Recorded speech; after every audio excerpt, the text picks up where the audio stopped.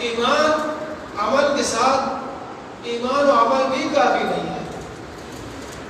دیکھیں میں مومن ہوں, میں نے ایمان لایا, خدا کی وحدانیت پہ ایمان لایا, مسلمان ہوں, مومن ہوں, نیک کام کرتا ہوں, نماز پڑھتا ہوں, روزہ رکھتا ہوں اور باقی نیک کام کرتا ہوں, لیکن میں عمل بالمعروف نہ کروں, نہی عن المنکر نہ کروں, تو میرا یہ ایمان و عمل ناکافی ہے.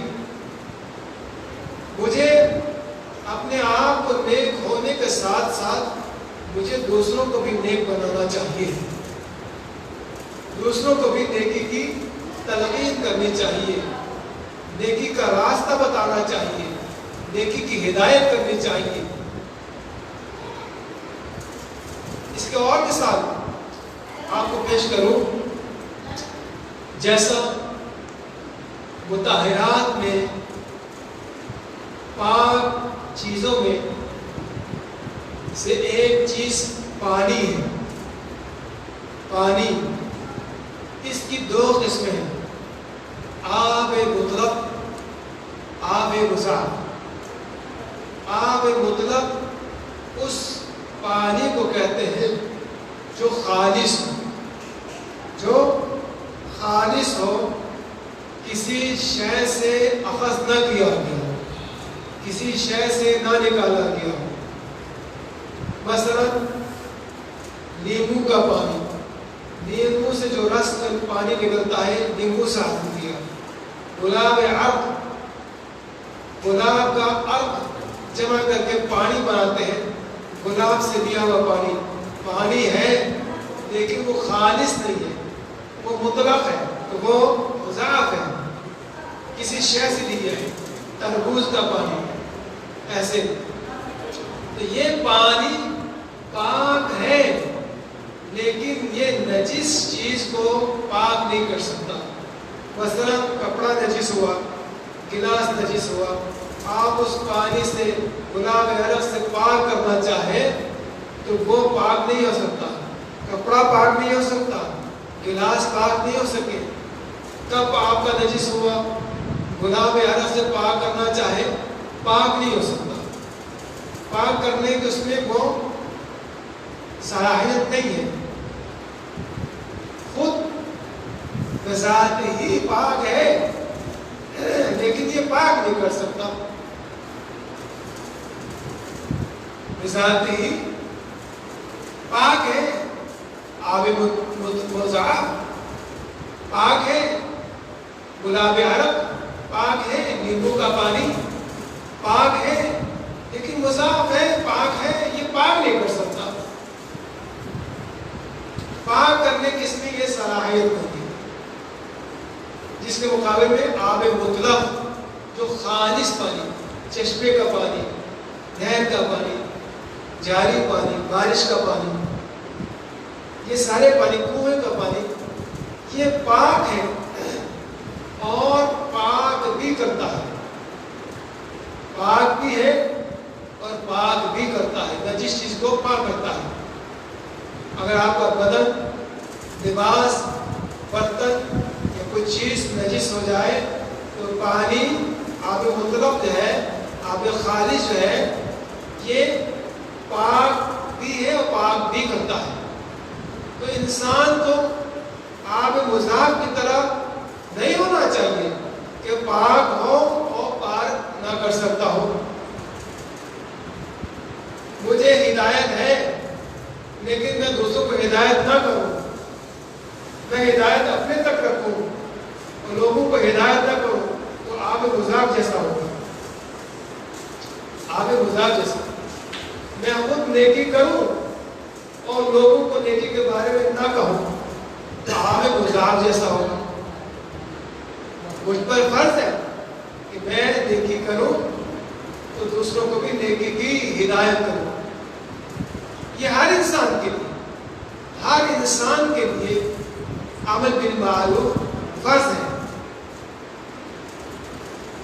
صرف ایک انسان پر, مخصوص انسان کے لیے, مخصوص گروہ کے لیے, مخصوص لوگوں کے لیے ان تک منحصر نہیں ہے. عمل بالمعروف کرنا، ہدایت کرنا، نیکی کی تلقین کرنا، یہ صرف مخصوص لوگوں کے لیے نہیں ہے، ہر انسان پر خدا کی طرف سے فرض ہے، لازم ہے کہ وہ اپنے گھر سے شروع کرے، اپنے گھر میں ہدایت کرے، اپنے بہنوں کو، بھائیوں کو، گھر کے افراد کو، رشتہ داروں کو، دوستوں کو، مومنین کو، ماننے والوں کو، آپ کی قدرت ہے، آپ کر سکتے ہیں تو آپ پر فرض ہے کہ آپ ہدایت کریں، آپ نیکی کی بات کریں، اچھائی کی بات کریں، انسان پر فرض ہے۔ حدیث یہ بھی ہے، ایک حدیث رسالت مآب صلی اللہ علیہ وسلم کی، کہ اچھے لوگوں کی تعریف کی، اچھے لوگ کون ہیں؟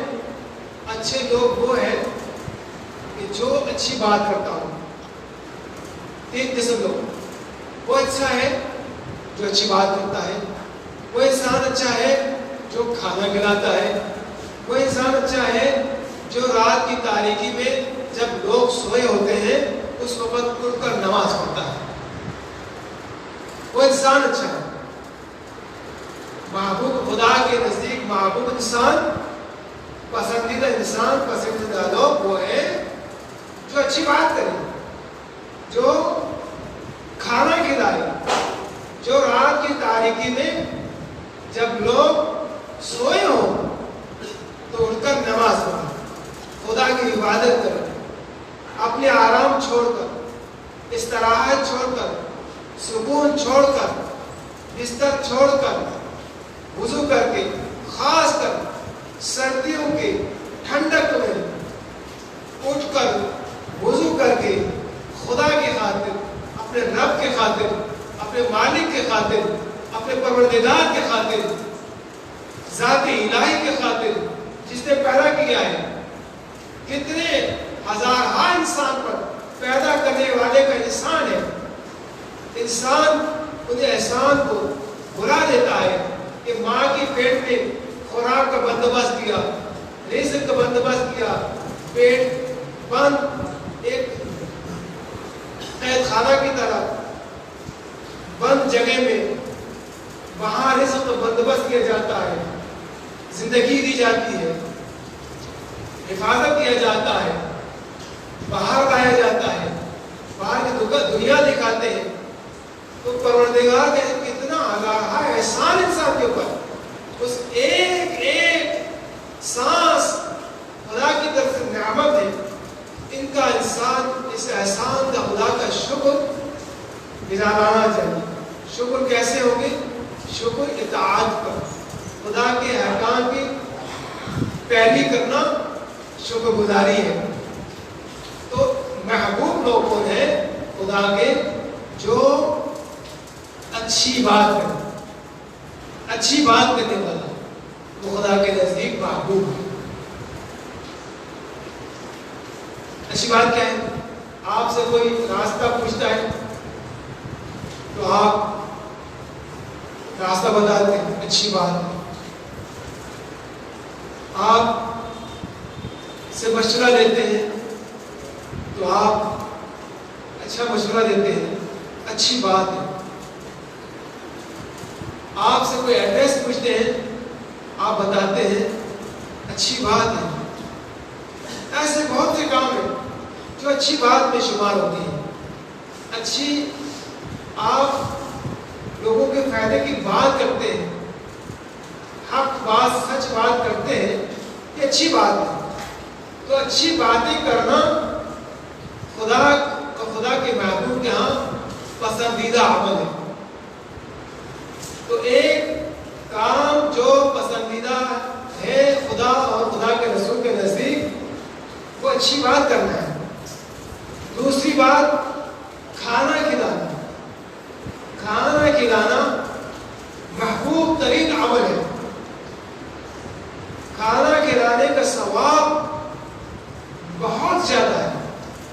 ایک بھوکے انسان، یہ ضروری نہیں کہ ایک آپ کو بھوکا انسان ملے تو اس سے کھانا کھلائے، کسی مومن کو دعوت دے، کسی مومن کو کھانے پہ بلائے، رشتے دار کو بلائے، بہن کو، بھائی کو، ماں کو، باپ کو کھانا کھلائے، تو اچھا کھانا کھلانا خصوصاً صاحب اولاد، خاص کر جمعے کا روز اچھی چیز پکنی چاہیے گھر میں. یہ باتیں چھوٹی ہے لیکن بہت نوٹ طلب ہے کہ جمعہ کے دن خاص اہتمام کرنے چاہیے، اچھا پکنا چاہیے گھر میں، بچوں کے لیے اچھا پکانا چاہیے. تو جو ایک پاؤ گوشت اپنے بچوں کے لیے، گھر والوں کے لیے لاتا ہے تو اسے حج عمرے کا ثواب ملتا ہے. تو کھانا کھلانا اس قدر ثواب ہے کھانا کھلانے کا کہ کسی ملک مقرب کو نہیں معلوم، سوائے خدا کے نہیں جانتا ثواب کس قدر ہے. بہت زیادہ. تو ایک خدا کے نزدیک محبوب کام اچھی بات کرنا ہے. اچھی بات کرنا انسان کی انسانیت ہے، انسان پر فرض ہے اچھی بات کرنا.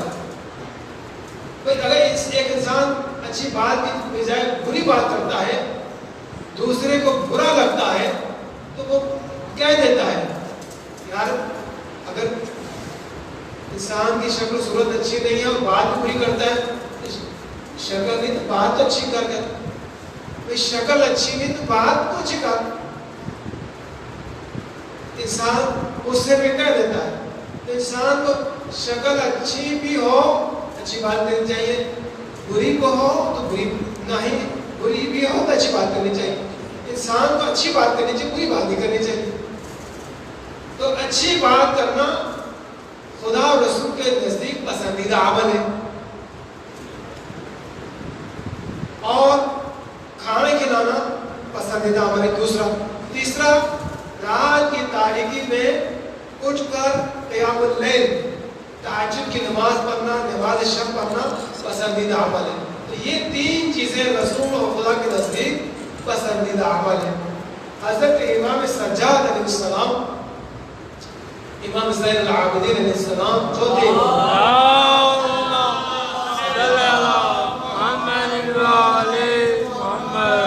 آپ اور میرے مولا چوتھے سرکاری امام، آپ عبادت گزار عابد کے نام سے مشہور ہیں.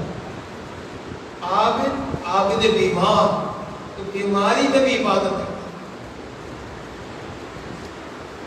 گلے میں تو پاؤں میں زنجیر، بیڑیاں ہونے کے باوجود کسی حالت میں بھی آپ عبادت سے نہیں رہتے. امام موسیٰ کاظم باب الحوائز، امام موسیٰ کاظم علیہ السلام بھی کہ جب آپ زندان میں پہنچے، جیل میں پہنچے، دشمنوں نے وہ آپ سے دشمنی رکھنے والے دشمن، آپ کے ذات اقدس سے دشمنی رکھنے والوں نے آپ کو جیل تک پہنچایا. جب آپ جیل میں پہنچے تو جب پہلی بار تاریخ یہ کہتی ہے کہ جب امام علیہ السلام پہلی بار جیل میں آئے تو آپ نے سب سے پہلے شکایت نہیں کی، کسی کو شکایت نہیں کی، بلکہ سب سے پہلے آپ نے سر سجدے پہ رکھا، زمین پہ سر رکھ کر، سجدے میں سر رکھ کر خدا کا شکر گزار ہے. پروردگار تو نے مجھے عبادت کے لیے خلوت کی جگہ دی. کتنا مہربان امام، کتنا مہربان امام کہ امام جیل کال کوٹری میں آنے کے باوجود رنجیدہ نہیں ہو رہے، غم نہیں کر رہے، بلکہ خدا کا شکر کر رہے. خدایا تو نے مجھے عبادت کے لیے خلوت دی، تیرا لاکھ شکر کر رہے، شکوہ نہیں کر رہے. ہمیں ذرا سے تکلیف ہو تو ہمارا ایمان اتنا کمزور اور کچا ہے ہم خدا کو فوراً شکوہ کرتے ہیں پروردگار کیا ہو گیا، تو ہم نے تکلیف دے دی، تیرا بندہ نہیں ہے، تیری نماز نہیں پڑھتے، ہم نیکی نہیں کرتے، تو نے ہمیں بیمار کر دیا، تو نے ہمیں مصیبت ڈال دی، تم نے ہمیں پریشانی دے دی۔ جبکہ تاریخ اور حدیث میں دیکھا جائے معصوم علیہ السلام کی مصیبت میں بھی انسان کو شکر کرنا چاہیے، پریشانی میں بھی شکر کرنا چاہیے، بلاؤں میں بھی شکر کرنا چاہیے۔ جب انسان کو راحت ملتی ہے، آرام ملتا ہے، سکون ملتا ہے، خوشی ملتی ہے، تو انسان خوشی میں خوش ہوتا ہے، خدا کا شکر گزار ہوتا ہے۔ اور جب مصیبت اور بلا نازل ہوتی ہے تو انسان رنجیدہ ہوتا ہے، اس میں انسان خدا کا شکر نہیں کرتا۔ جبکہ خوشی اور غم دونوں دیکھا جائے خدا کی آزمائش ہے، خدا خوشی دے کر کے آزماتا ہے، غم دے کر کے آزماتا ہے۔ غم بھی خدا کی آزمائش ہے اور خوشی بھی خدا کی آزمائش ہے۔ تو دونوں عالم میں خوشی میں بھی انسان کو خدا کا شکر گزار ہونا چاہیے، غمی میں بھی خدا کا شکر گزار ہونا چاہیے۔ انبیاء کی سیرت میں دیکھیں، ائمہ علیہ السلام کی سیرت کو دیکھیں، کسی ایک نبی کی، کسی ایک امام کی تاریخ اٹھا کے دیکھ لیں، خصوصاً حضرت ایوب علیہ السلام مشہور نبی ہے، ہر نبی کا قرآن میں قصہ ملتا ہے، کہانی ملتی ہے، واقعہ ملتے ہیں۔ آپ کسی نبی کے نبیوں کے واقعات پڑھیں، اپنے بچوں کو نبیوں کے واقعات سنائیں، پڑھائیں، تاکہ آپ کے بچوں کو اپنے نبیوں کے، پیغمبروں کے تاریخ زندگی کا تھوڑا سا معلومات ہو، نالج ہو جائے۔ ہم دنیا کے بارے میں تو ہمیں بہت پتہ ہوتا ہے، لیکن ہمیں اسلام کے بارے میں، خدا کے برگزیدہ ہستیوں کے، پاک ہستیوں کے بارے میں ہم نے اپنے بچوں کو انجام رکھتے ہیں، وہاں سے اپنے بچوں کو بھولا بنا دیتے ہیں۔ جبکہ دنیا کے مقابلے میں تو انسان تھوڑا اپنے بچے کو تھوڑا چالاک، تیز، بڑا ایکسپرٹ بنا لیتا ہے، ایکسپرٹ بہت ماہر، لیکن ادھر دین کے معاملے میں بھولا ہے، معلوم نہیں۔ حضرت ایوب کون سے نبی ہے؟ آپ کی زندگی کا تھوڑا سا واقعہ کسی بچے سے پوچھیں کہ حضرت ایوب کی زندگی میں کیا گزرا، وہ کیسے، نہیں معلوم۔ حضرت ایوب نبی خدا کا، ایک وقت میں خدا حضرت ایوب علیہ السلام کے، دیکھیں دو سین ہیں، دو پارٹ ہیں۔ ایک پارٹ ہے حضرت ایوب کے زندگی کا ایک حصہ خدا نے دیا، اتنا دیا، زمینیں، مال مویشی، نوکر چاکر، بڑے کام کرنے والے، عورتیں کام کرنے والے، بندے کام کرنے والے، آپ کو سلام کرنے والے، اداب کرنے والے، بڑے زمینوں پر کام کرنے والے، بڑا اناج آپ لوگوں کو دے دیتے، تقسیم کر دیتے۔ اتنا بڑا خدا نے اتنا دیا، 4000 کے برابر زمینیں تھے، مربع زمینیں تھے حضرت ایوب علیہ السلام،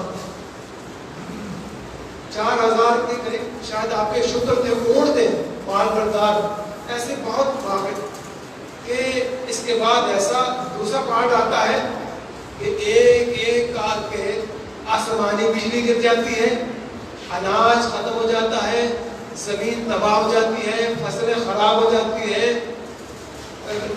جو مزدور کام کرنے والے وہ بھاگ جاتے ہیں، چلے جاتے ہیں، روزگاری ختم ہو جاتی ہے، مال مویشی ختم ہو جاتے ہیں، مال مویشی، مال ڈنگر بھی جو ہے ایک کر کے وہ بھی بڑھتے ہیں، ختم ہو جاتے ہیں، یہاں تک کہ خود حضرت ایوب علیہ السلام خود بیمار ہو جاتے ہیں، ان پر بیماری کا غم آ جاتا ہے، ایسے بیمار ہو جاتے ہیں کہ آپ کے جسم اتنا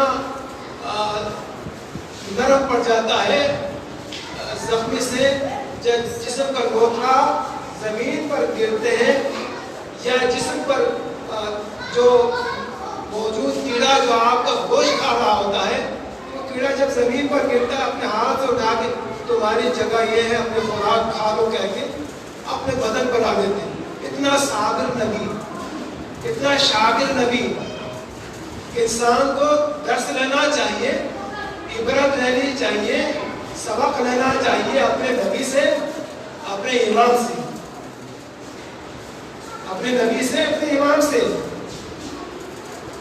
دیکھیں کہ حدیث ہے کہ وہ انسان خوش قسمت ہے کہ جس کا زبان, دل و لسان ذاکرہ و قلب شاکرہ و بدن صابرہ و زوجۃ صالحہ, زبان ذکر کرنے والی ہو, زبان ذکر کرنے والی ہو, دل شکر کرنے والا ہو, دل شکر کرنے والا ہو, بدن صبر کرنے والا بدن انسان کے پاس ہو, اور صالح نیک بیوی ہو. وہ انسان خوش قسمت ہے. نیک بیوی آپ کے نیک کام میں آپ کے مددگار ہو. وہ انسان تمہارا حضرت ایوب کے زندگی کے دو پارٹ, دو حصے, کہ جب خوشی کا موقع تھا خدا نے آپ کو مال دیا, سب کچھ دیا, آپ نے شکر کیا, اس وقت بھی شکر کرتے رہے, خدا دیتا رہا, اور آپ خدا نے ایک کر کے لے لیا, آپ کے بدن کو بھی بیمار کیا, جسم کو بھی بیمار کر دیا. تو بیماری کی حالت میں بھی بیوی بھی چھوڑنے کو تیار ہو گئی, یہاں تک کہ اس وقت ایسی مصیبت بھی آ گئی, بیوی بھی چھوڑ کے جانے کو تیار ہو گئی, یہاں تک کہ لوگ تاریخ اٹھا کے دیں گے. حضرت ایوب کے زمانے کے لوگ آئے نعوذ باللہ, انہوں نے حضرت ایوب علیہ السلام کو کہا کہ آپ سوچیں کہ عام لوگ تھے ہمارے آپ جیسے, اپنی سوچ کے مطابق کہیں کوئی کوتاہی تو نہیں ہوگی آپ سے. تو حضرت ایوب علیہ السلام نے استغفر اللہ, میری زندگی میں ایسا ممکن ہی نہیں ہو سکتا, مجھ سے ایسا تصور بھی نہیں ہو سکتا کہ میں خدا کے حضور کوتاہی کروں. یعنی دنیا والے اس چیز کو دیکھتے ہیں کہ کوئی مصیبت میں ہو تو سمجھتا ہے اپنے نہ کوئی گناہ ہو گیا ہوگا. یہ تاریخ اٹھا کے دیکھیں, ضروری نہیں ہے کہ انسان پر مصیبت اور پریشانی گناہ سے سبب ہو, گناہ سے بھی ہوتا ہے, لیکن کسی نبی, کسی امام, کسی معصوم پر مصیبت آتی ہے, یا کسی عام صالح مومن پر کہ کبھی زندگی میں برا نہیں کیا, گناہ نہیں کیا, لیکن مصیبت آتی ہے, تو یہ مصیبت جو ہے درجات کی بلندی کے لیے, یہ آزمائش درجات کی بلندی کے لیے. خدا ایسا درجہ دینا چاہتا ہے جو بغیر مصیبت یا بغیر امتحان کے ممکن نہیں ہے. بھائی اس کربلا میں امام حسین علیہ السلام امتحان دے چکے. علامہ بہار العلوم ایک مرتبہ ہمارے بہت بڑے عالم جب کربلا کی طرف آ رہے ہیں, سامرا پہنچی, سامرا امام زمان علیہ السلام کی زیارت کے لیے, تو راستے میں بیابان میں جب پہنچا تو سوچ میں گم ہو گئے کہ امام حسین علیہ السلام کی زیارت کرنے والے سائے کے لیے قدم بقدم حج ہونے کا ثواب یہ کیوں کا ہے. سوچا ہی تھا کہ ایک گھڑ سوار ظاہر ہوا اور علامہ بہار العلوم کا نام دے کر آغا بہار العلوم کیا سوچ رہے ہیں, اگر کوئی مسئلہ ہے, مشکل ہے, مجھے بتائیں, میں آپ کی مسئلہ حل کر دیتا ہوں. تو ایک دم دیکھا, کہا کہ میں یہ سوچ میں ہوں کہ ظاہری امام حسین کے لیے اس قدر ثواب. تو انہوں نے کہا میں آپ کو ایک مثال دیتا ہوں کہ ایک بادشاہ اپنے لشکر کے ساتھ آتا ہے شکار کو, اور اپنے لشکر سے ہٹ جاتا ہے, آگے نکل جاتا ہے کہ وہ پیاسا بھی ہے, بھوکا بھی ہے, اسے ایک جھونپڑا ملتا ہے, ایک خیمہ ملتا ہے, وہاں پر ایک بڑھیا ہے اور اس کا ایک بیٹا ہے, اور ان کے علاوہ کوئی ہے نہیں وہاں پر. ان کے پاس جو سب کچھ ہے ان کی بکری ہے, وہ اپنی بکری ذبح کر کے پہلے دودھ پلاتے ہیں, پھر اس کو ذبح کر کے اس کا کھانا بنا کے, گوشت کا کھانا, قورمہ, مٹن بنا کے مجھے کھلاتے ہیں. खातिर तवाज़ु करते। मैं रात भर के कहाँ आराम स्कूल के पास सुबह में वापस आता हूँ, बादशाह वापस आकर अपने वजीरों से कहते हैं कि मुझ पर इतना एहसान किया है कि अपना सब कुछ उन्होंने मुझे दिया है, मुझे क्या देना चाहिए कि बराबर हो। मैंने कहा कि आप 100 दुम्बे दे दें, ऐसा मुमकिन नहीं है, कुछ भी नहीं है। कि उन्होंने कहा अगर मेरे पास जो शहंशाहियत है, बादशाहत है, कुछ ने कुछ कहा, इससे आसान आप अशरफियाँ दे दें, पैसे दे दें। बादशाह ने कहा कि अपनी सारी शाही भी लुटा दूं तो ये फिर चाह के कहीं बराबर हो सकता है। तो इमाम हुसैन अलैहिस्सलाम ने अपनी इज्जत, आबू, माल, दौलत, औलाद, नामूस सब कुछ गाय खुदा में लेकर करबला पहुंचे। तो इमाम के जाहिर के लिए क्यों ना खुदा ही सवाब रखे।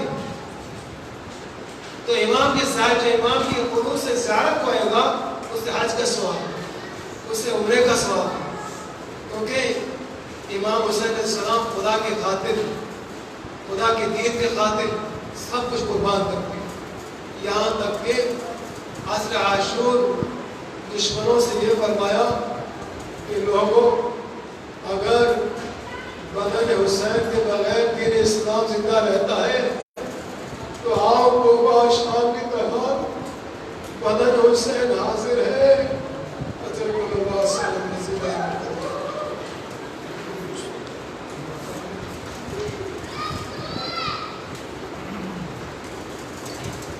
नाराए तकबीर, नाराए रिसालत, नाराए हैदरी, हुसैनियत, हुसैनियत, यजीदियत, यजीदियत, और मोहम्मद वाले मोहम्मद सलाम।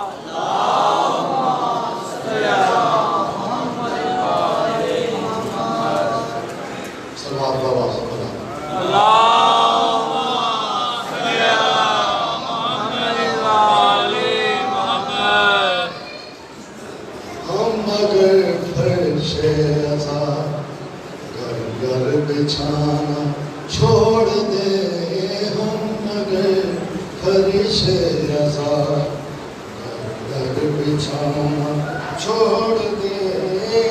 आसमां वाले ज़मीन पे आना जाना छोड़ दे हम, मगर फरिश रज़ा घर बिछाना छोड़ दे। ऐ ज़मीन तुझ में न हो गर सर ज़मीन करबला, ऐ ज़मीन तुझ में न हो गर सर ज़मीन करबला। चांद और सूरज तेरे चक्कर लगाना छोड़ दे हम, मगर फर्श बिछाना छोड़ दे। नशर हो जाए जो सब तेरे फज़ाइल करबला, नशर हो जाए जो सब तेरे फज़ाइल करबला। रब काबा की कसम सब हज पे जाना छोड़ दे हम, मगर फर्ज घर बिछाना छोड़ दे। पंजतन ने खुद पड़ी है जब तो फिर दोस्ता, पंजतन ने खुद पड़ी है जब तो फिर दोस्ता। किस तरह से हम नमाज पंज गाना छोड़ दे हम, मगर फर्ज रज़ा घर बिछाना छोड़ दे।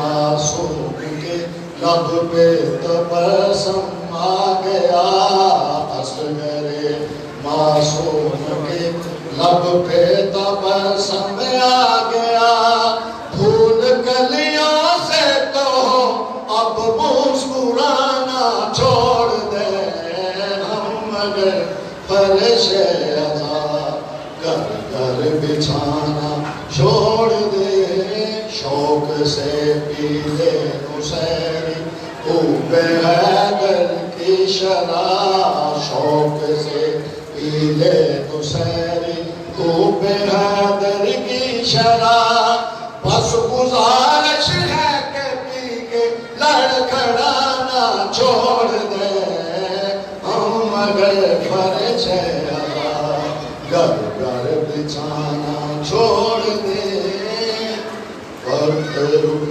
جائے گا تھم جائے گا سورج کا سفر وقت رک جائے گا تھم جائے گا سورج کا سفر فاطمہ زہرا اگر چکی چلانا چھوڑ دے ہم مگر فرش عزا گھر گھر بچھانا چھوڑ دے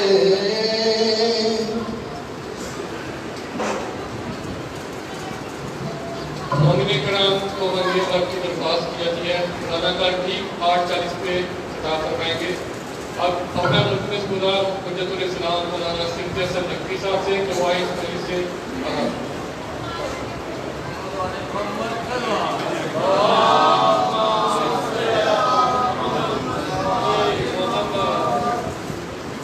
خوشنودی محمد والے محمد بلند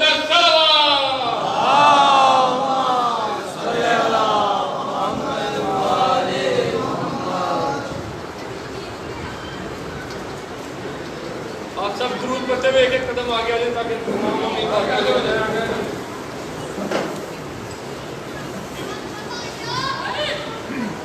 نعرہ تکبیر اللہ اکبر نعرہ رسالت یا رسول اللہ نعرہ حیدری یا حیدری محمد والے محمد بلند تر صلوات اللہم صلی علی محمد والے محمد حرم ہے جائے پناہ جہان حیدر ہے خدا کا گھر بھی یقیناً مکان حیدر ہے جسے لکیر سمجھ کر چھپائے پھرتے ہو یہ کائنات میں پہلا نشان حیدر ہے نعرہ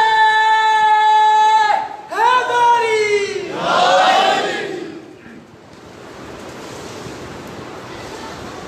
مجلس اور عبادت کی قبولیت کے لیے سوال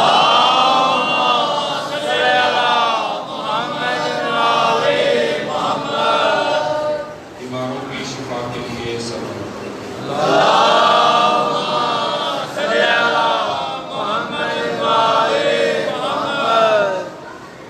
مرحومین کے سارے ثواب کے لیے بالخصوص مرحوم سید کاظم حسین اور سید تقی عباس کاظم عباس سید تقی حسین ان کے سارے ثواب کے لیے اور ہمارے بزرگ جناب ذکیر حسن صاحب کے مرحومین کے سارے ثواب کے لیے درجات کی بلندیوں کے لیے ایک سورہ پاک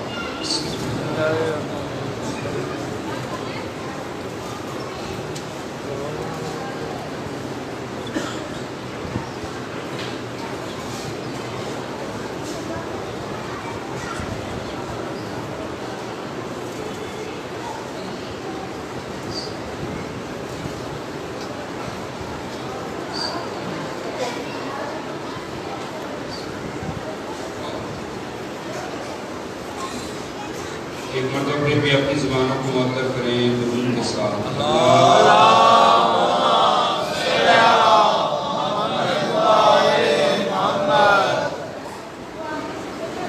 اعوذ باللہ من الشیطان الرجیم بسم اللہ الرحمن الرحیم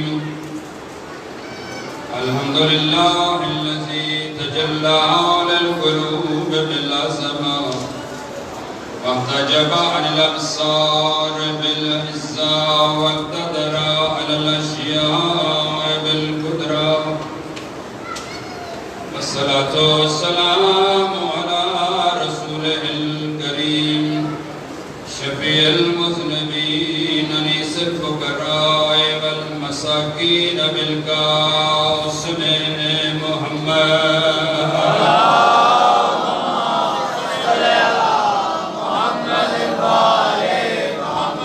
الذي المراج سفره والبراق مركبه وكما قوسين مقامه وسدرة المنتهى منزله لأنه كان نبيا وآدم بين الماء والطين والصلاة والسلام على آله الطيبين الطاهرين المعصومين لا سيما على وصيه ووزيره ومشيره وابن عمه وفارس المهيل من الأولين والآخرين أمير المؤمنين إمام المتقين صلوات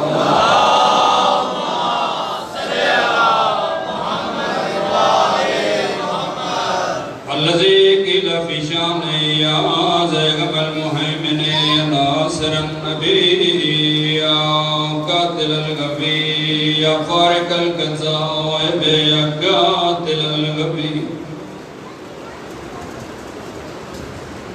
يا مظهر الأجائب يا مرتضى علي لعنة الله على أعدائهم من يوم عداوتهم إلى يوم الدين رب اشرح لي صدري ويسر لي أمري واحلل عقدة من لساني يفقهوا قولي یا الہی من کے سوالی تیرے حضور دامن میں اپنے لائے ہیں بے انتہا قصور لیکن ہمارے سینوں پہ ماتم کرتے نور اپنے نبی کے صدقے میں تو بخشے گا ضرور یا وجیہان عند اللہ عشق لنا عند اللہ سب پڑھئے یا وجیہان عند اللہ عشق لنا عند اللہ یا وجیہان عند اللہ عشق لنا رب جہاں تجھ کو واسطہ یا رب برائے فاطمہ صدیق طاہرہ دے علم اور رزق کا ساگر بھرا ہوا ٹوٹے نہ نعمتوں کا ہمارے گھر سے سلسلہ یا وجیہان عند اللہ عشق لنا عند اللہ یا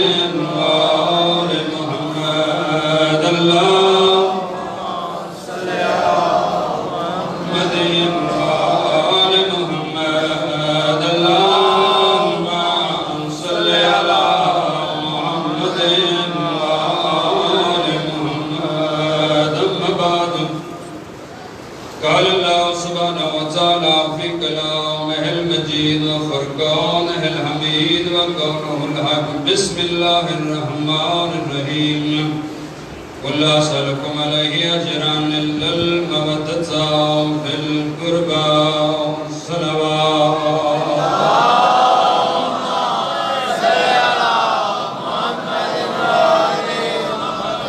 نعرہ تکبیر اللہ اکبر نعرہ رسالت یا رسول اللہ نعرہ حیدری یا حسینیت زندہ باد حسینیت زندہ باد یزیدیت مردہ باد یزیدیت مردہ باد قائم آل محمد صلی اللہ علیہ وسلم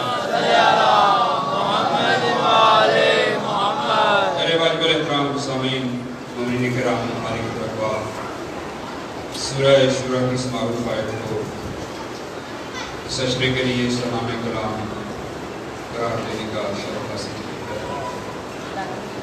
عیسائی معافی ہدایت میں خالق کل مقام مالک السلام رازق انسان امام مالک الجسم مٹی سے بہ کر انسان بن کرنے والا، ہر آواز کا سننے والا، ہر چیز کا دیکھنے والا، بادشاہ کو فقیر بنانے والا، محتاج کو تخت شاہی میں بٹھانے والا، اور محمد و اہل بیت محمد کی محبت میں کلمہ کن کہہ کر اس عظیم کائنات کو عدل سے وجود کا لباس پہنا۔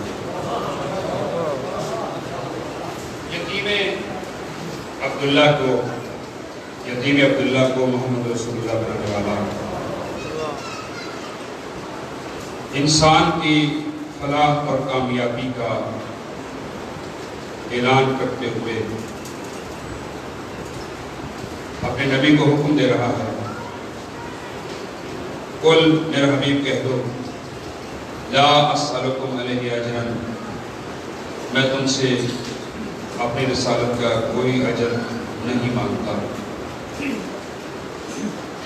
اگر دینا چاہتے ہو تو میرے قربا سے، میرے اہل بیت سے، جن کو وجود میرا وجود،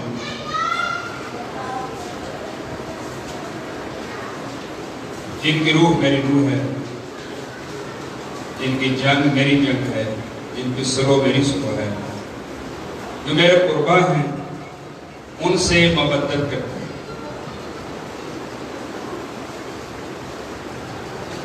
اسی میں تمہاری کامیابی ہے، اسی میں تمہاری فلاح ہے۔ محبت نہیں کہا گیا، مبدت کہا گیا۔ محبت کے آخری درجے کا نام مبدت ہے۔ جس پر انسان قربان ہو جائے اسے محبت کہا جاتا ہے، اور جس پر خود محبت بھی قربان ہو جائے اسے مبدت کہا جاتا ہے۔ اگر اس کا مظاہرہ دیکھنا ہو تاریخ اسلام میں تو ہم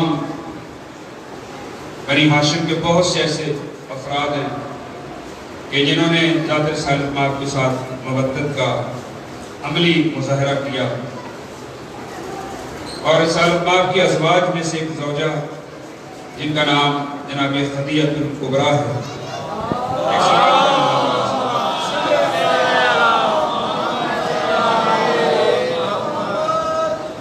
انہوں نے مبدت کا حق ادا کیا، پیغمبر کے ساتھ، پیغمبر کی آل کے ساتھ، پیغمبر کی بیٹی کے ساتھ، مولا امیر المومنین کے ساتھ۔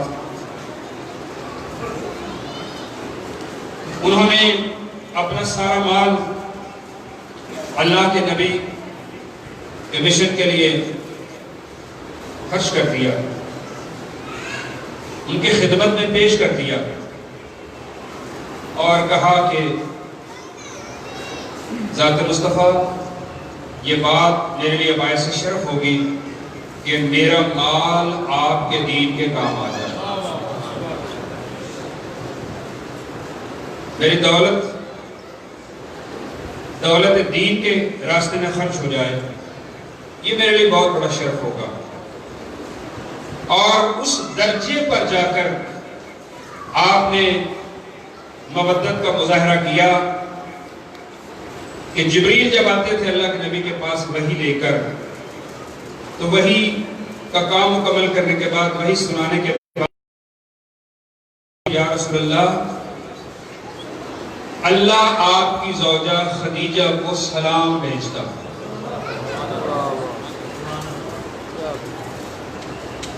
تاریخ میں دو ایسی خواتین نظر آتی ہیں کہ جن کو اللہ نے سلام بھیجا۔ ایک خاتون کا نام جناب خدیجہ الکبریٰ ہے، اور دوسری خاتون ہستی کا نام مادر حسنین جناب سیدہ فاطمہ الزہراء سلام علیہ وسلم۔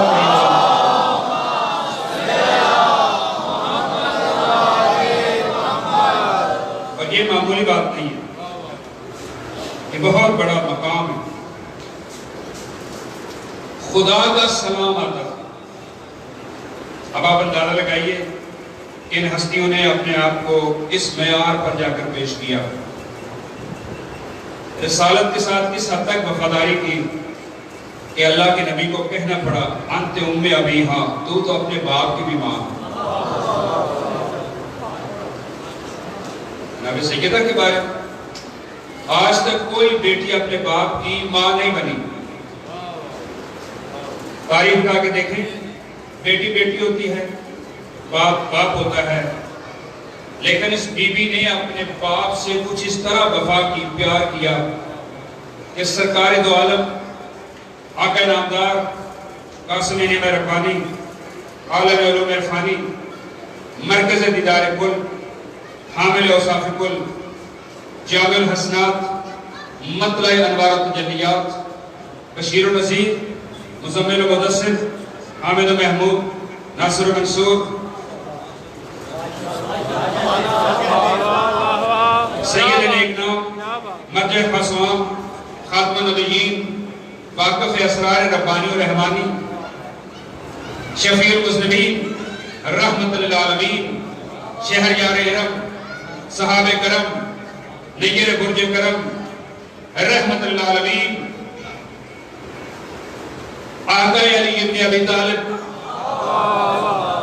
مولا علی ابن ابی طالب، جناب رسالت مآب صلی اللہ علیہ وسلم کو کہنا پڑا فاطمہ انت ام ابیہا، اے فاطمہ تو اتنی عظیم ہو گئی ہے کہ تو اپنے باپ کی بھی ماں۔ نعرہ تکبیر، اللہ یا حیدری، ہمارے محمد برانکار سروا،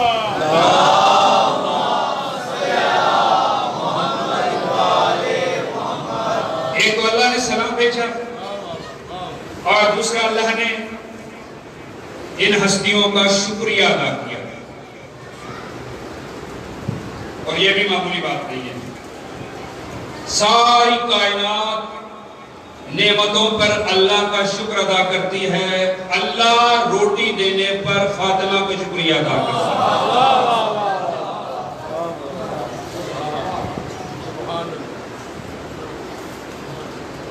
ساری دنیا اللہ کا شکر ادا کرتی ہے، اللہ پنجتن پاک کا شکریہ ادا کرتا نظر آتا ہے۔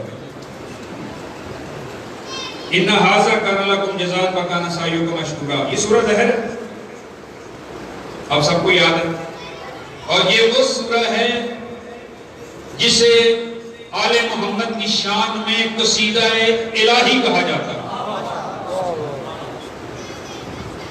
اللہ نے قصیدہ پڑھا قرآن میں آل محمد کی شان میں، کیا کہ آل محمد نے 3 دن روٹیاں دی، یتیم و مسکین و اسیر کو آپ سب جانتے ہیں، میں اس کی تفصیلات میں نہیں جانا چاہتا۔ 3 دن روٹیاں دی، اور روٹیاں دینے کے بعد سائروں سے پتہ کیا کہا؟ انما نطعمکم لوجہ اللہ، ایک جملہ یہ کہا، اور اس جملے کو قرآن نے ریکارڈ کیا، اور یہ جملے قرآن میں آ گئے، ان قرآن کی آیتوں کا حصہ بن گئے۔ عجیب بات ہے، بہت توجہ چاہ رہا ہوں، قرآن کی آیتیں وہ ہیں جو زبان رسالت مآب سے نکلی ہیں۔ جو میرے ساتھ چل رہے ہیں وہ میری بات کو سمجھیں گے، آپ سب ایگری کریں گے انشاءاللہ۔ قرآن کی آیتیں وہ ہیں جو اللہ کے نبی کی زبان سے نکلی ہیں، اور وہ آیتیں بن گئی، مگر یہ وہ آیت ہے جو نبی کی زبان سے نہیں نکلی، جناب سیدہ اور مولا علی کی زبان سے نکلی۔ روٹیاں دینے میں پیغمبر شامل نہیں ہے، آپ سب جانتے ہیں، مولا علی المومنین ہے، جناب سیدہ ہے، جناب حسنین ہے، اور جناب فضل ہے، ایسے ہی ہے۔ اور روٹیاں دینے کے بعد کیا کہا؟ انما نطعمکم لوجہ اللہ، اے یتیموں مسکین و اسیر، یہ جو ہم نے تمہیں کھانا دیا ہے، ہم نے تم پر احسان نہیں کیا، یہ ہم نے اللہ کے لیے کیا ہے۔ نعرہ حیدری، یہ ایک جملہ کہہ کے بتا دیا کہ دیکھو جو بھی کام کرو وہ اپنی نمائش کے لیے نہ کرو، اللہ کو راضی کرنے کے لیے کرو۔ کسی کو پانی بھی پلاؤ تو اللہ کو راضی کرنے کے لیے، کسی کو کھانا بھی کھلاؤ تو اللہ کو راضی کرنے کے لیے، نماز پڑھو اللہ کے لیے، روزہ رکھو اللہ کے لیے، انسانیت کی خدمت کرو اللہ کے لیے۔ یہ ہمیں درس مل رہا ہے آل محمد کے کرداروں سے، آل محمد کے رویوں سے ہمیں جو پیغام ملتا ہے، اور ان کی گفتگو سے، ان کے جملوں سے ہمیں جو پیغام ملتا ہے وہ یہ ہے کہ ان کا ہر عمل اللہ کے لیے تھا۔ وہ اٹھتے تھے تو اللہ کے لیے، وہ بیٹھتے تھے تو اللہ کے لیے، وہ سوتے تھے تو اللہ کے لیے، اور جب وہ اللہ کے لیے سوتے تھے تو پھر اللہ کو کہنا پڑتا تھا وَمِنَ النَّاسِ مَن يَشْرِي نَفْسَهُ ابْتِغَاءَ مَرْضَاتِ اللَّهِ۔ انسانوں میں ایسا انسان بھی ہے کہ جو اللہ کی مرضیاں لے لیتا ہے، اپنا نفس بیچ دیتا ہے۔ ایک صلوات پڑھیے بلند پر صلوات۔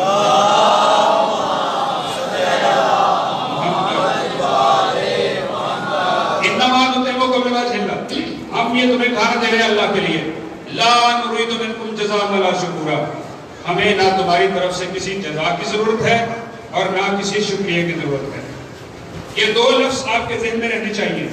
کیا کہہ رہے ہیں کہ اے سائلین، ہمیں تمہاری طرف سے نہ جزا کی ضرورت ہے اور نہ ہمیں شکریہ کی ضرورت ہے۔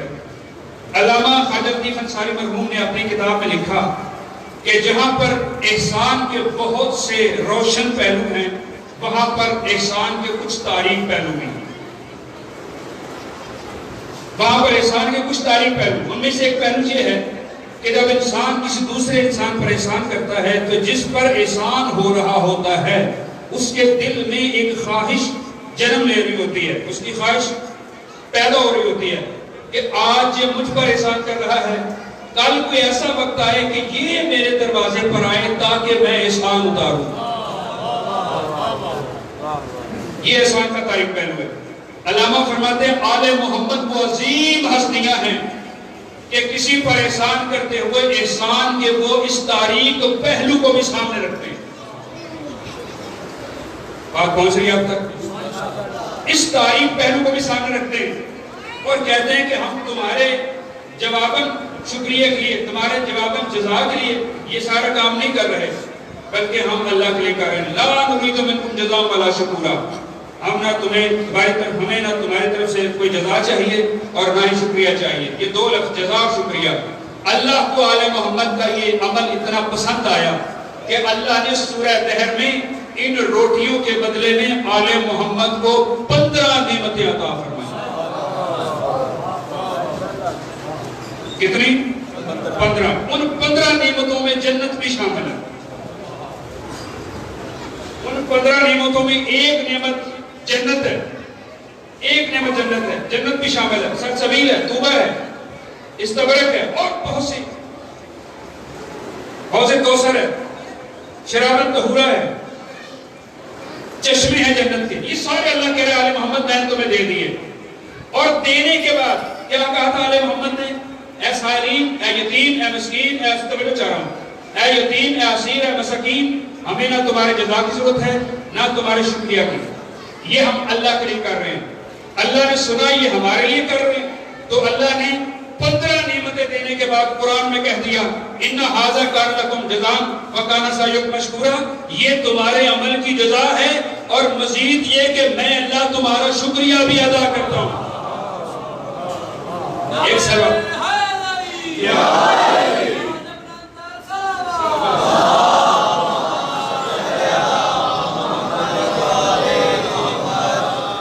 بات پہنچ رہی ہے آپ تک؟ سب تک پہنچ رہی ہے؟ دیکھیں یہ پیغام ہے آل محمد کا کہ انہوں نے اپنے آپ کو عمل کی اس بلندی پر جا کر پیش کیا کہ اللہ ان کے جزا کا اعلان کر رہا ہے، اللہ ان کے شکریہ کا اعلان کر رہا ہے کہ میں تمہارا شکریہ ادا کرتا ہوں۔ میرا چیلنج ہے، جاؤ دنیا میں جا کر معلوم کرو کسی کے پاس ایسے رہبر ہیں جن کا اللہ شکریہ ادا کرتا ہوں۔ آپ نے تو تاریخ میں دیکھا کہ لوگوں نے ایسے ایسے رہنماؤں کا انتخاب کیا کہ جو قدم قدم پر ہمارے مولا کے سامنے آ کر یہ کہتے ہوئے نظر آئے اگر علی نہ ہوتے تو ہم ہلاک ہو جاتے.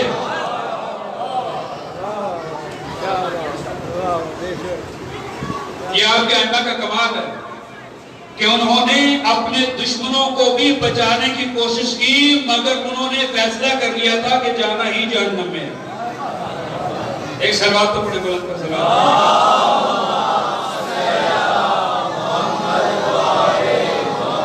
یعنی اس سے بڑی بدبختی کیا ہو سکتی ہے کہ علی جیسا امام جو بنفس نفیس جنت کی ٹکٹ دینے والا ہے. علی کی محبت کا نام جنت ہے. مولا علی کی ولایت کا نام جنت ہے. مولا علی کے نقش قدم پہ چلنے کا نام جنت ہے.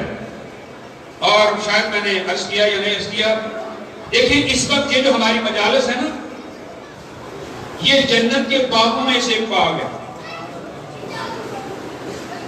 لوگ تو مرنے کے بعد جنت اور جہنم کے بارے میں سوچیں گے یہ ان کو دیا جائے گا. ہمیں خدا نے وہ مقام و شرف عطا کیا ہے، مجلس حسین کی شکل میں اللہ نے ہمیں دنیا میں ہی جنت عطا کر دیا. یہ مجلس جنت ہے، جنت فی الارض، یہ زمین پر جنت ہے. اور اس وقت جو میں پڑھ رہا ہوں آپ سن رہے ہیں، اللہ کی رحمت کے فرشتے نازل ہو رہے ہیں اور مسلسل معصوم فرماتے ہیں. جہاں پر آپ حدیث ایک صاحب پڑھتے ہیں، آپ کو جملہ یاد ہے سب کو، معصوم فرماتے ہیں جہاں پر ہمارا ذکر ہوتا ہے، ہماری سیرت بیان کی جاتی ہے، لوگوں کو حلال اور حرام کے بارے میں بتایا جاتا ہے، لوگوں کو ہمارے مشن کی طرف راغب کیا جاتا ہے، جتنی دیر وہاں پر وہ محفل برقرار رہتی ہے رحمت کے فرشتے ان پر مسلسل رحمتیں نازل کرتے ہیں.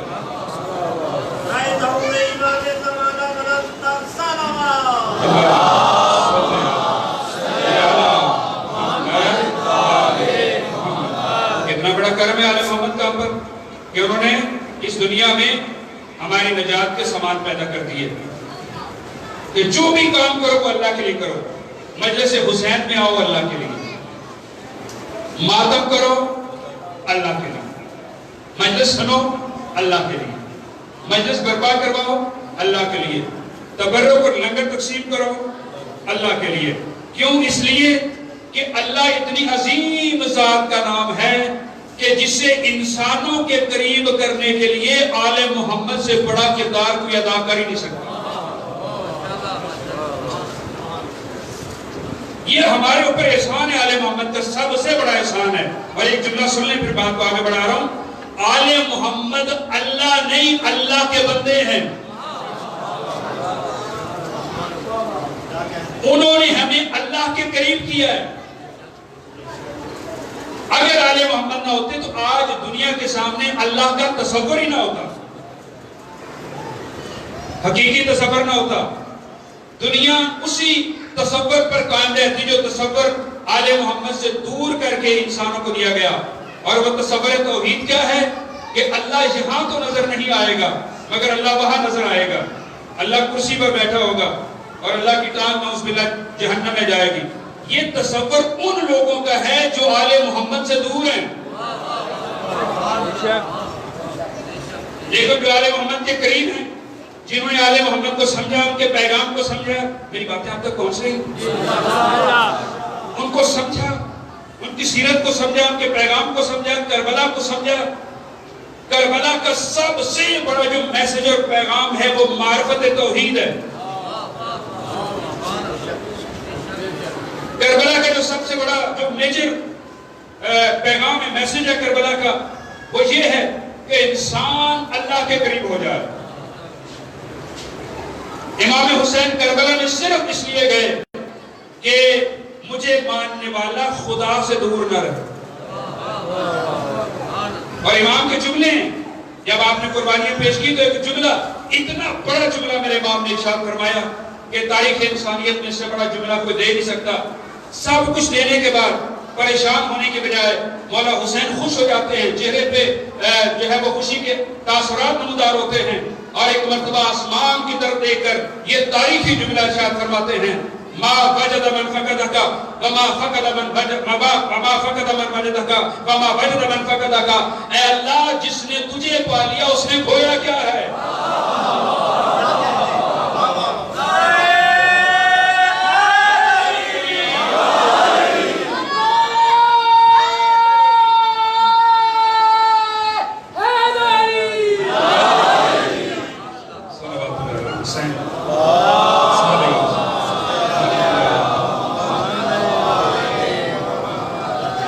شکر ادا کیا کرو. آج میں نے ایک جگہ پر مجلس پڑھتے ہوئے ایک جملہ کہا جسے لوگوں نے بہت پسند کیا اور انشاءاللہ آپ بھی پسند کریں گے. جو آل محمد کا شیعہ بن جاتا ہے عبادتیں اس پہ ناز کرتی ہیں. میرے جملے کی قدر کیجیے گا. شیعہ بننے میں دیر لگتی ہے، جنتی بننے میں دیر نہیں لگتی. شیعہ بننے میں دیر لگتی ہے، جنتی بننے میں دیر. شیعہ ایک کریڈٹ کا نام ہے، شیعہ ایک ٹائٹل کا نام ہے. شیعہ اس انسان کو کہا جاتا ہے جو اللہ کا پسندیدہ بندہ ہوتا ہے، جو اللہ کے نبی کا پسندیدہ انسان ہوتا ہے، جو آل رسول کا پسندیدہ انسان ہوتا ہے. انشاءاللہ میں اس لفظ شیعہ پر گفتگو کروں گا کہیں پر جا کر، تو میں انشاءاللہ بتاؤں گا کہ تشیع کتنا بڑا انعام ہے، کتنا بڑا یہ منصب اور عہدہ ہے جو اللہ نے آپ کو عطا کیا. اور ہم وہ لوگ ہیں کہ جو، اور جملہ میں آپ کو سنا دوں، لوگ کہتے ہیں کہ شیعہ نماز نہیں پڑھتے. میرا جملے پر ایمان نہیں ہے، میں جملے کو تسلیم نہیں کرتا، میں اس حقیقت کو تسلیم نہیں کرتا، نہیں مانتا. میں کہا کرتا ہوں شیعہ وہ انسان ہے کہ جس کی تعریف نماز بھی کرتی نظر آتی ہے، جس کو نماز پسند کرتی ہے. بجائے اس کے کہ وہ نماز کو پسند کرے، نماز شیعہ کو پسند کرتی ہے، روزہ شیعہ کو پسند کرتا ہے، حج شیعہ کو پسند کرتا ہے. شیعہ بہت بڑے مرتبے کا نام ہے. توجہ ہے آپ کی؟ اس لیے شیعہ بننے میں دیر لگتی ہے، شیعہ بننے میں دیر لگتی ہے، جنتی ہونے میں دیر نہیں لگتی. اور دیکھیں اللہ نے آپ پر کتنا کرم کیا ہے. ہم آج آئے ہیں مولا کی مجلس پہ، مودت کا حق ادا کر رہے ہیں. یہ مودت ہے کیا؟ مودت کیا ہے؟ دیکھیے چین سے گھر میں بیٹھنا محبت ہے، چین چھوڑ کر صفحے ادا پہ آ کے بیٹھ جانا یہ مودت ہے. مال سے محبت ہے، مال اگر سیرت حسین کی تبلیغ اور ترویج میں خرچ ہو جائے تو یہ مودت ہے. بدن سے محبت ہے، عبادت کے لیے اس بدن کو مشقت میں ڈالنا یہ مودت ہے. یہ پورے وجود کو لے کر خدا کے لیے لوجہ اللہ آتش نمرود میں کود جانا یہ مودت ہے. توجہ چاہ رہا ہوں، جناب ابراہیم نے اللہ سے مودت کا حق ادا کیا. جملہ سنیے گا، جملہ ظاہر نہ جانے پائے. اللہ نے جناب ابراہیم نے اللہ سے مودت کا حق ادا کیا تو اللہ نے جناب ابراہیم کو قرآن میں شیعہ کہہ دیا.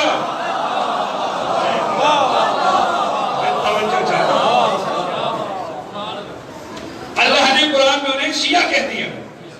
وَإِنَّ مِن شِيَّتِهِ لَإِبْرَاهِيمَ، یقیناً اس کے شیعوں میں سے ایک شیعہ ابراہیم ہے. معلوم ہوا کہ جو مودت کے حق کو ادا کرتا ہے اللہ کی زبان میں بھی وہ شیعہ ہے. پورے بدن کو لے کر آتش نمرود میں کود جانا خدا کے لیے. اور اقبال نے کہا بے خطر کود پڑا آتش نمرود میں عشق، عقل ہے محو تماشائے لب بام ابھی. اقبال کی اصال ثواب اور درجات کی بلندیوں کے لیے بلند تر صلوات پڑھیے گا.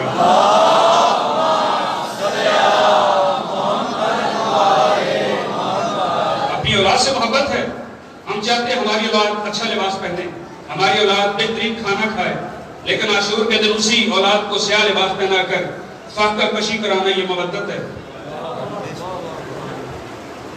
کالا لباس پہن کر حقوق اللہ ادا کرنا یہ مودت ہے. دیکھیے دنیا کی کسی قوم نے اتنا کالا لباس نہیں پہنا جتنا ہم نے پہنا. ہماری تہذیب نے سیاہ لباس शोक की अलामत है, गम की अलामत है। लेकिन जहां पर यह गम की अलामत है, वहां पर हम एक और पैगाम भी दुनिया को देना चाहते हैं कि ये शोक की अलामत होने के साथ साथ इस बात की भी अलामत है, हम काला लिबास इसलिए पहनते हैं, ये काला लिबास पहनकर हम दुनिया को बताना चाहते हैं कि मुर्शिद हुसैन ने हमें काले कारनामों से दूर कर दिया है। क्या जिन्हें समझ आ रही है बोलना? मुर्शिद हुसैन ने हमें काले कारनामों से दूर कर दिया है। और याद रखिए, हर काला कारनामा, हर बुरा कारनामा यजीदी कारनामा है, और हर सुनहरी कारनामा, अच्छा कारनामा हुसैनी कारनामा। मैं इसको बदल कर यूं भी कह सकता हूं कि वाक़े करबला से पहले हर बुराई, तो हर बुराई अपने नाम से पहचानी जाती थी। शराब शराब थी, चोरी चोरी थी, डकैती डकैती थी, इसके अलावा जितने भी गुनाह हैं ये अपने नाम से जाने जाते थे। हर नेकी अपने नाम से पहचानी जाती थी। नमाज नमाज थी, रोजा रोजा था, हज हज था, ज़कात ज़कात थी। मगर वाक़या करबला के बाद हुसैन इब्न अली ने ऐसा अजीम कारनामा सर अंजाम दिया है कि अब क़यामत तक हर बुराई का नाम यजीद बन गया है, हर अच्छाई का नाम हुसैन बन गया है।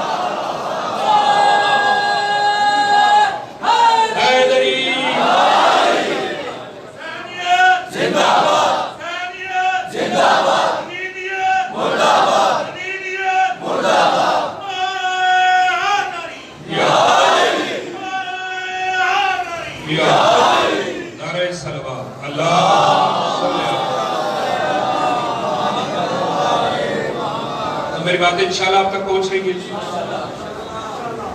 हमने काला लिबास पहनकर लोगों को पैगाम दिया, और हमने यही लिबास पहनकर नमाज पढ़कर ये बताया कि हम शरीयत वाले हैं।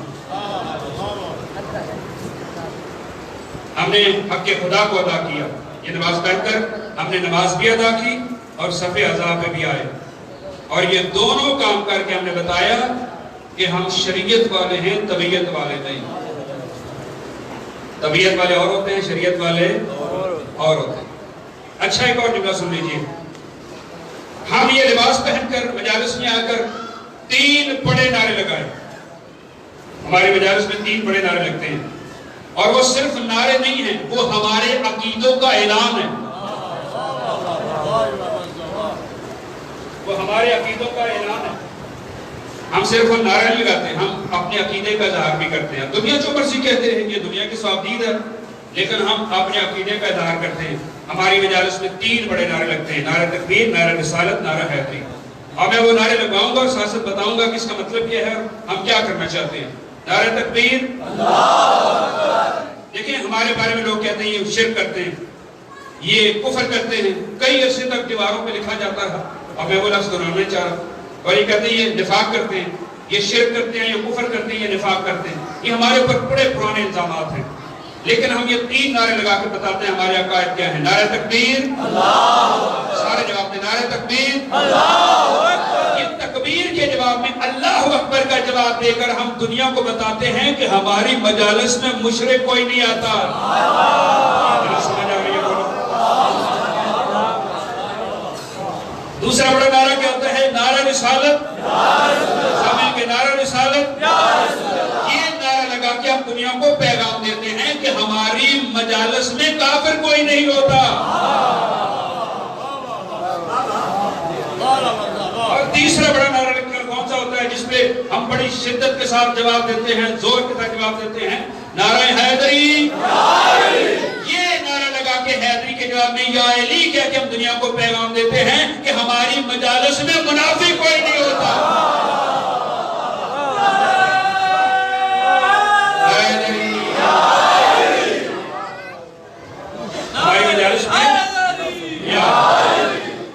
हमारी मजालिस में मुनाफिक कोई नहीं होता। सबसे ज्यादा तौहीद के कलमे जिस जात ने पढ़े हैं उसे अली कहा जाता है। सबसे ज्यादा तौहीद के नगमे जिसने पढ़े हैं उसे ज़ाते अमीरुल मोमिनीन कहा जाता है, अली इब्न अबी तालिब कहा जाता है। आप नहजुल बलागा उठा के देखें, کہ نہج البلاغہ میں امیر المومنین نے کس طرح سے توحید کے نغمے بیان کیے، کس طرح سے توحید کی تعریف کی ہے۔ اگر آپ اجازت دیں تو میں مولا کا ایک چھوٹا سا خطبہ آپ کے سامنے بیان کروں، اگر سننا چاہتے ہیں تو آپ سلوات پڑھیں، بلند تر سلوات پڑھیں۔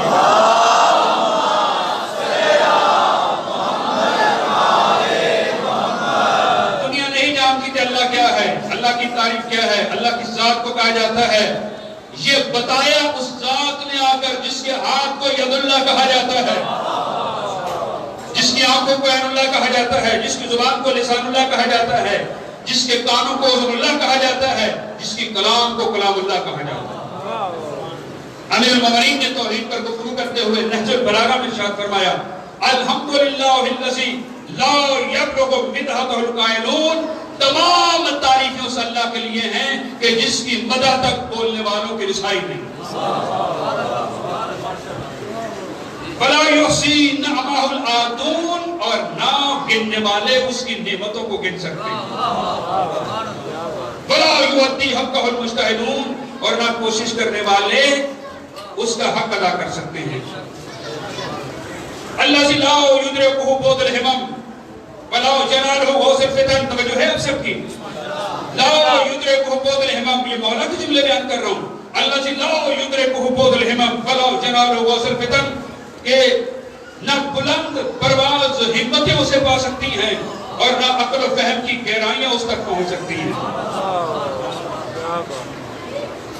الَّذِي لَيْسَ لِصِفَاتِهِ حَدٌّ مَحْدُودٌ، نہ اس کے کمال ذات کی کوئی حد ہے، وَلَا نَعْتٌ مَوْجُودٌ، اور نہ اس کے لئے توصیفی الفاظ ہیں، نہ اس کی ابتدا کو کوئی وقت ہے، نہ اس کی انتہا کا کوئی وقت ہے کہ اسے شمار کیا جا سکے۔ فَطَرَ الْخَلَائِقَ بِقُدْرَتِهِ وَنَشَرَ الرِّيَاحَ بِرَحْمَتِهِ، اس نے اپنی قدرت سے مخلوقات کو پیدا کر دیا۔ وَنَشَرَ الرِّيَاحَ بِرَحْمَتِهِ، اپنی رحمت سے ہواؤں کو چلا دیا۔ توجہ چاہ رہا ہوں، اپنی رحمت سے اللہ نے، مولا علی نے کہا اس نے اپنی رحمت سے ہواؤں کو چلا دیا۔ جب ہم قرآن پڑھتے ہیں کہ رحمت سے مراد کیا ہے، قرآن ہمیں بتاتا ہے رحمت سے مراد ذات مصطفیٰ ہے، ذات مصطفیٰ ہے، آل مصطفیٰ ہے۔ اللہ نے ان کے صدقے میں ہواؤں کو چلا دیا۔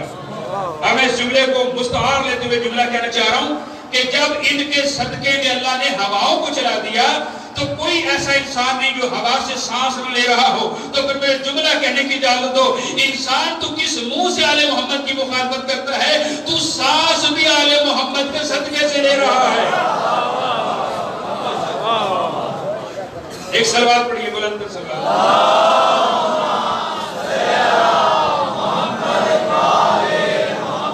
ایک اور سلوات پڑھیے گا، بلند سلوات۔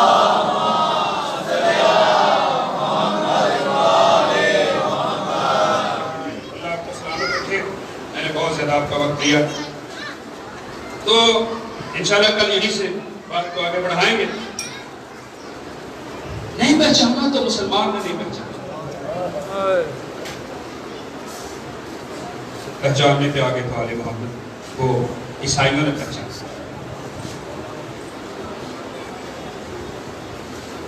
اگر یہ قربانیاں نہ ہوتی آج ہمیں توحید کا اتنا ہوتا، ان قربانیوں کی وجہ سے ہم توحید شناس بنے گا، اور آل محمد کے بڑے سے لے کر چھوٹے تک ہر انسان نے بے مثال قربانیاں پیش کی۔ میں جب مقتل کی کتاب پڑھ رہا تھا، تھوڑا مسائل پڑھوں گا لیکن توجہ چاہیے آپ کی، اس میں جملے لکھے ہوئے تھے کہ جب لٹا ہوا قافلہ کربلا سے شام کی طرف جا رہا تھا، یزیدی سپاہی دین کے وقت خود سایہ دار درختوں کے نیچے بیٹھتے تھے، آل محمد کو دھوپ میں بٹھا دیتے تھے۔ اللہ آپ کی آنسوں کو قبول فرمائے۔ رات کے وقت پتہ کیا کرتے تھے، نیزوں پہ شہیدوں کے سر ہوتے تھے۔ رات کو جب یہ کہیں منزل کرتے تھے تو سروں کو اتار کر یہ صندوقوں میں بند کر دیتے تھے اور سو جاتے تھے۔ دشمن کا سپاہی روایت کرتا ہے کہ ایک رات ہم بڑے تھکے ہوئے تھے، ہم سارے سو گئے۔ کہتا ہے کہ میں اتنا تھکا ہوا تھا، جو میرے پاس نیزہ تھا اس پر سر حسین تھا، جو میرے پاس نیزہ تھا اس کے اوپر سر حسین تھا۔ کہتا ہے کہ میں اتنا تھکا ہوا تھا کہ مجھ میں اتنی ہمت نہیں تھی کہ میں سر اتار کے صندوق میں ڈال دوں۔ کہتا ہے میں زمین پہ لیٹ گیا اور میں نے اپنے ساتھ حسین کے سر کو یوں لٹا دیا، سر نیزے کے ساتھ لگا ہوا تھا اور میں نے سر کو یوں اپنے ساتھ لگا کے میں لیٹ گیا۔ پتہ نہیں میں جملہ کہہ سکوں یا نہیں، اللہ اکبر۔ کہتا ہے میں 2-3 گھنٹے کے بعد جب میری آنکھ کھلی تو میں نے عجیب منظر دیکھا، سکینہ حسین کے سر کو گود میں لے کے پیار کر رہا ہے۔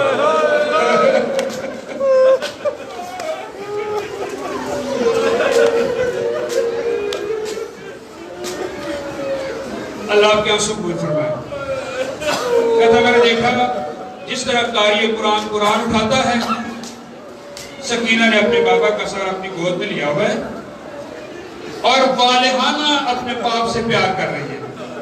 کبھی سر چومتی ہے، کبھی ہونٹوں کو بوسے دیتی ہے، کبھی داڑھی کو بوسے دیتی ہے، بہت زیادہ پیار کرتی ہے۔ کہتا میں دیکھ رہا تھا بچی کیا کر رہی ہے۔ کہتا جب بچی پیار کر کر کے تھک گئی نا، پھر میں نے دیکھا حسین نے بیٹی کے کانوں کو چومنا شروع کر دیا۔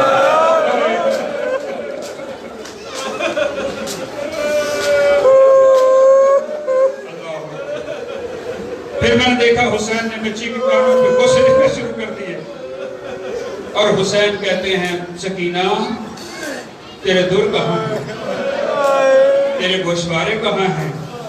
بیٹی کہہ رہی تھی بابا جس نے تیرا سر کاٹا ہے نا وہ میرے در لے گیا۔ کہتا ہے میں نے اس بچی کو آواز دی، بچی سر زمین پہ رکھ دے۔ کہتا ہے وہ بچی اتنی ڈری ہوئی تھی، اس نے جلدی سے سر زمین پہ رکھنے کے بعد کہا دیکھو سر میں رکھ دیتی ہوں، مجھ پہ ظلم نہ کرنا۔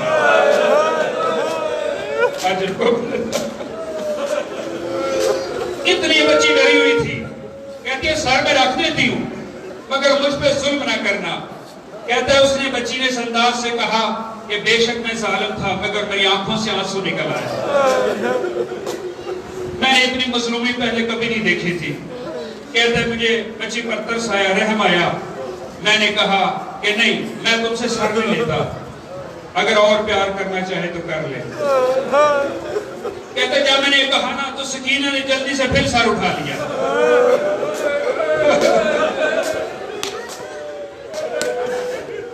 بابا کے سینے اب اپنے سینے کے ساتھ بابا کے سر کو لگایا اور پیار کرنا، والہانہ دوبارہ پیار کرنا شروع کر دیا۔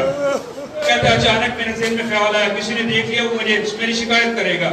کہتا ہے میں نے بچی کو ڈانٹا اور ڈانٹنے کے بعد کہا اب جلدی سے سر زمین پہ رکھ دے، میرے حوالے کر دے، اگر کسی نے دیکھ لیا وہ میری شکایت کرے گا۔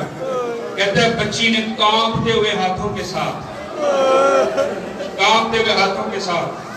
سر کو میرے حوالے کیا اور ایک جملہ کہا کہ جس سے بڑا شاید مصائب کا جملہ نہ ہو۔ کہتا ہے بچی نے میرے حوالے سر کیا، بچی کی آنکھوں میں آنسو تھے اور بچی نے سر حوالے کرتے کرتے ایک جملہ کہا منذ قتل ابی لم انم، جب سے میرا بابا دنیا سے گیا ہے میں سو نہیں سکی۔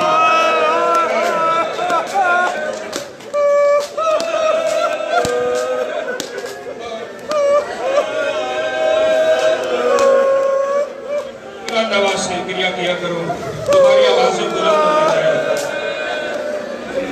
جب سے میرا بابا دنیا سے گیا ہے نا میں سو نہیں سکی۔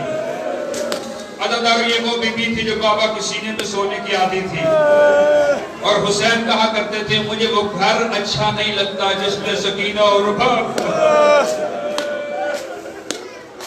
عدداروں یہ قیدی قید خانے میں منتقل ہو گئے، مختصر کر رہا ہوں صرف 2 یا 4 منٹ اور۔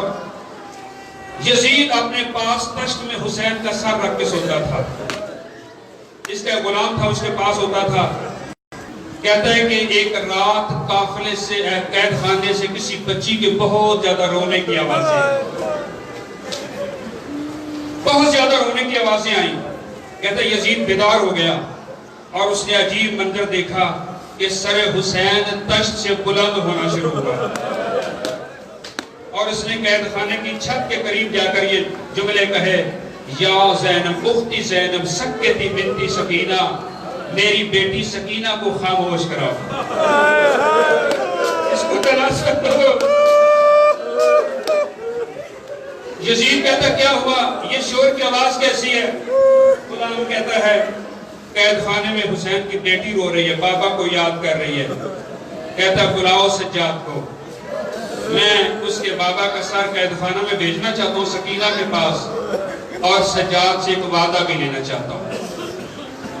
سجاد آئے ہاتھوں میں کڑیاں یزید کے سامنے. مجھے کیوں بلایا ہے رات کے وقت؟ کہ سجاد تمہاری بہن رو رہی ہے باپ کو یاد کر رہی ہے حسین کے ساتھ بلند ہوگا میں نے دیکھا اپنے باپ کا سر لے جاؤ مجھ سے وعدہ کرو آج کے بعد سکینہ روئے گی نہیں. سجاد کا جواب سنیے اور شاید مجھے اس کی تفصیل نہ کرنی پڑے. امام فرماتے ہیں ایک مرتبہ میرے بابا کا سر دے دے میں تجھ سے وعدہ کرتا ہوں پھر میری بہن کے رونے کی آواز تمہیں نہیں آئے.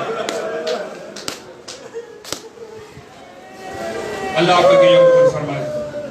سید سجاد نے سر کو لیا قید خانے میں آئے اور قید خانے میں آ کر کہا سکینہ بابا تمہیں ملنے کے لیے آیا.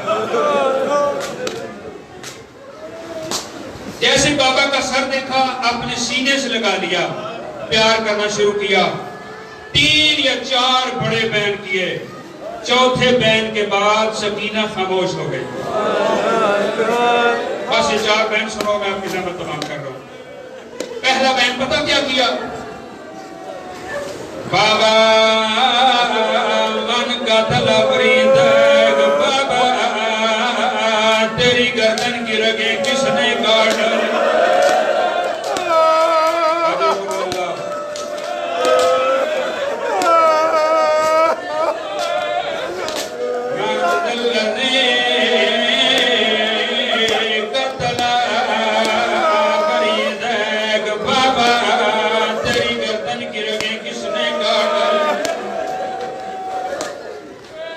دوسرا بین من دلدے بزبا بابا کس نے تیری داڑھی کو تیرے خون سے رنگین کر دیا.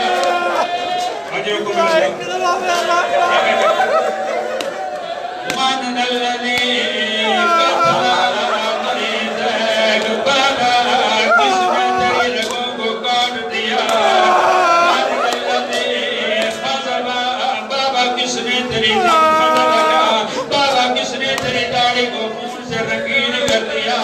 تیسرا بین بابا کس نے مجھے بچپن میں یتیم چوتھا بین سنیے قیامت کا بین ہے. بی بی کہتی ہے بابا ان دختران شامی روبالین سر میں گزاران بابا یہ شام کی بچیاں نرم تکیوں پہ سر رکھ کے سوتی ہیں مگر تیری بیٹی پتھروں کے تکیے پر جملہ جامع تمام. تیری بیٹی پتھروں کے تکیے پر سر رکھ کے سوتی ہے. اگر مجھے اجازت ہے یہاں پر ایک سرائکی شاعر ہے جس نے جناب سکینہ کی ساری گفتگو کو اپنی سرائکی زبان میں بند کیا ہے میں چاروں کو سنا دوں. بی بی کہتی ہے میں کو سڑ گئے تو اپنے کول بابا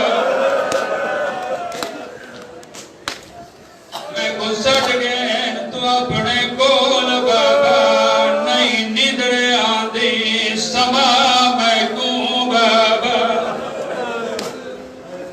میں ڈاڑی بابا رول گئیا تے چھوٹی گردن ہول گئیا سمن سینے دا بھول گئیا اویں حالال لا بابا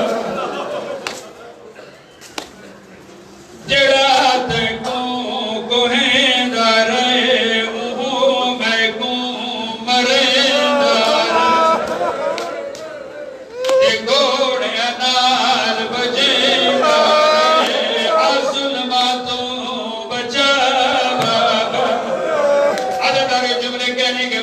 سکینہ خاموش ہو گئی. بی بی زینب کہتی ہیں سجاد دیکھو سکینہ خاموش ہو گئی. جیسے سید سجاد نے نفس پہ ہاتھ رکھا آواز دے پھوپھی اماں انا للہ. بس آپ جملہ سے مطمئن انا للہ و انا الیہ راجعون. ندر قیامت کے جملے ہیں. یہ وہ بچی ہے جو قید خانے میں وفات پا گئی. عزادار اس بچی کو قید خانے میں غسل دیا گیا مگر بدن سے قمیض نہیں اتارا گیا. کسی نے بی بی زینب سے پوچھا تھا مدینے میں بی بی آپ نے سنا ہے سکینہ کا قمیض نہیں اتارا گیا, میں نے قمیض میں غسل دیا گیا. بی بی زینب تڑپ کے کہتی ہے بات صحیح ہے, کبھی بھی قمیض کیوں نہیں اتارا, کفن کیوں نہیں دیا. آخری جملہ قیامت کا جملہ ہے. بی بی تڑپ کے کہتی ہے میں قمیض اتارنا چاہتی تھی مگر میری مجبوری بن گئی تھی. کون سی مجبوری؟ بی بی کہتی ہے جب میں قمیض اتارنا چاہتی تھی سکینہ کا گوشت قمیض کے ساتھ اوپر اٹھاتا تھا, اپنے قمیض نہیں اتارے. آخر جملے قیامت کا جملہ پھر سنیے گا. میں قمیض اتارنا چاہتی تھی مگر سکینہ کے جسم کا گوشت قمیض کے ساتھ. وَسَيَعْلَمُ الَّذِينَ